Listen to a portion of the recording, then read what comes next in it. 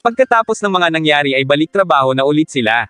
Ngunit habang tinatalakay ng chief ang tungkol sa pagtaas ng bilang ng aksidente sa trapiko sa kanilang lungsod ay abala at hindi nakikinig si Ryotso kaya muli ay nagtalo na naman sila ng chief. Maya-maya pa ay nag-walk out na ang chief at sinabing kailangang may maisip na paraan si Ryotso kung paano masosolusyonan ang problema. Gayunpaman, inis na inis din si Ryotso at sinabing maglakad na lang ang lahat para mawala na ang problema sa trapiko kesa mag-iisip pa siya ng solusyon gayong abala rin naman siya sa kanyang ginagawa.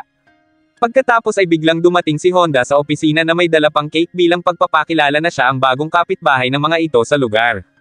Mapapansin na malambot kumilos si Honda habang nakikipagkwentuhan kina Reiko nang bigla silang mapatingin sa labas dahil sa dumaan na tatlong mabibilis na motorsiklo na hinahabol ni Nakamachi at Naoko. Hindi nagpapatinag ang tatlo at mas binilisan pa ng mga ito ang pagpapatakbo ng kanilang motorsiklo, kaya naman tinawag na ni Ryotso si Honda para habulin ang mga iyon. Noong una ay ayaw pa sana ni Honda dahil natatakot ito sa tatlong lalaki pero napilitan din ito dahil kay Ryotso. Pagkasakay sa motorsiklo ay biglang nagbago ang tono ni Honda. Naging maskulado ito at ipinakita kung gaano siya kalupit magpatakbo ng motorsiklo. Pinihit nito ng todo ang throttle kaya mabilis nilang naabutan ang tatlong lalaki. Humanga ang apat sa ginawa ni Honda kaya sinabi ni Ryotso na iyon ay dahil dati itong miyembro ng biker gang pero ngayon ay taga-traffic bureau na. Oras umano na sumakay si Honda sa motorsiklo nito ay nagbabago ang tono at pagkatao nito. Dahil babago pa lang nag-iinit ang makina ng motor ay niyaya ni Honda si Ryotso na manghuli pa sila ng pasaway sa daan, ngunit ang ending ay napag-alitan sila ng chief dahil sa pagkasira umano ng tatlong motorsiklo at isang kotse na nagdulot ng matinding traffic. Sinubukang pakalmayan ni Ryotso ang kanilang chief pero mas lalo lang itong nagalit sapagkat alam ni Ohara na si Ryotso na naman ang may kagagawa ng mga nangyari. Dahil doon ay ibinigay nito kay Ryotso ang 100 libro na lahat ay tungkol sa kaligtasan sa kalsada para mas maintindihan yon ang mga patakaran. Ngunit sa halip na magbasa ay mas inuna pa ni Ryotso ang larwang eroplano kaya pinaalalahanan ito ni Reiko na mananagot na naman sa chief kapag hindi ito nagbasa. Nagreklamo lang si Ryotso at pinansin pa ang stuffed toy na hawak ni Reiko dahil kamukha niya iyon at nang malaman na gagamitin iyon sa demonstrasyon ng kaligtasan sa trapiko ay nainis si Ryotso at pilit iyong inaagaw kay Reiko. Ngunit maya-maya pa ay dumating na ang chief kaya muli ay napag-alitan na naman si Ryotso at sinabing bukas ay kailangang alam na nito ang nasa 100 libro na ibinigay niya para sa gaganaping pagpupulong tungkol sa road safety courses. Kinabukasan dumating sa tamang oras ang lahat maliban kay Ryotso na nagtatago pa at nagkunwaring na late siya ng dating dahil sa napakaraming dahilan. Gayunpaman para magmukhang mabait sa harap ng mga tao ay pinigilan ni Ohara na huwag masigawan si Ryotso pero lihim naman itong pinipisil ang kaliwang balikat ng ating bida. Maya-maya pa ay nagsimula na sila, at walang kaalam-alam si Ryotso na may binabalak na gawin sa kanya ang chief. Gayunpaman, lingid din sa kaalaman ng chief na may plano rin si Ryotso kaya tinawagan na nito si Honda. Naging katawa-tawa si Ryotso matapos itong pagbihisin ni Ohara ng damit na pambata bilang parte ng kanilang demonstrasyon ng maingat na pagtawid sa kalsada. Nagpatuloy ang pag-acting ni Ryotso bilang bata hanggang sa patulan na nito ang chief kaya sinabi ni na nakagawa na hindi magiging kapaki-pakinabang ang kurso nilang iyon.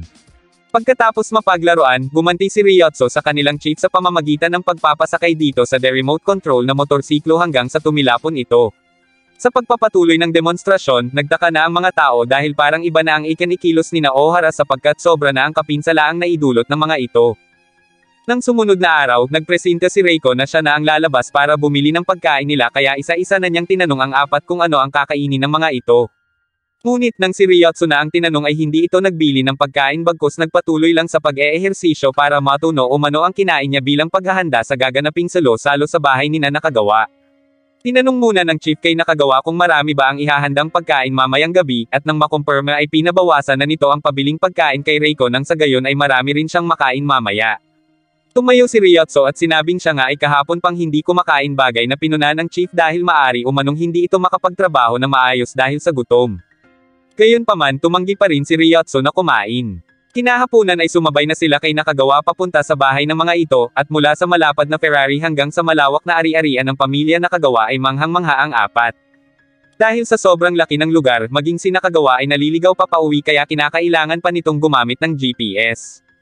Maya-maya pa ay nakarating na sila sa bahay ni Nakagawa, at laking gulat ng mga ito nang malaman na may kanya-kanyang bahay-mansyon ang pamilya. Pagpasok sa loob ay mas lalong humanga ang apat dahil kaya silang ilibot ng silid na kinaroroonan nila patungo sa iba't ibang bahagi ng lugar. Ngunit lingid sa kaalaman ng pamilya Nakagawa na may nakapasok na ibang tao sa kanilang teritoryo. Hindi nagtagal ay nagpalit na ng kasuotan ang apat at isinama na sila ni Nakagawa patungo sa lugar ng kaganapan. Nakita nila doon ang ibang kilala at matataas na tao kaya pinlano ng tatlo na magpa-picture at magpa-autograph sa mga iyon, habang si Ryotsu naman ay tanging pagkain lang ang iniisip. Ngunit bago ang lahat ay sinabi ni Nakagawa na ipapakilala muna niya sa mga ito ang taong nagdiriwang ng kaarawan ngayon, si Prinsipe Hondara. Nadismaya si Ryotsu nang malaman na bata lang pala umano ang tinutukoy na prinsipe ni Nakagawa kaya nainas iyon sa kanya. Doon na nagsimulang hindi magkasundo ang dalawa kaya ang chief na ang humingi ng dispensa para sa isip bata na si Ryotsu. Nag-ikot muna si Ryotsu sa lugar upang maghanap ng makakain, at nang may mapili na siya ay doon naman niya nalaman na hindi pa maaaring magbigay ng pagkain hanggat hindi pa nahihipan ng prinsipe ang kandila sa cake nito.